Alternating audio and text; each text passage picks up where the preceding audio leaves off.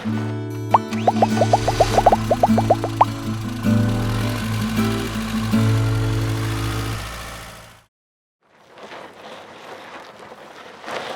everyone, Will here with the RV Wholesaler Service Department, and today I'm going to be going over how to operate your party deck. So first step is always going to be to make sure your cables are attached to your door before you drop it down. Make sure she is level. From there, I'm going to remove the Velcro here to separate both doors. Run them all the way out like so. You're going to have additional Velcro on each set of doors to hold them together for travel. You're going to pull it apart like so. Open her up. She's going to have a little bit further extension than straight. That's going to allow you to lock it in this corner anchor right here, like so. Then you'll open up this door, lock it in place, like so.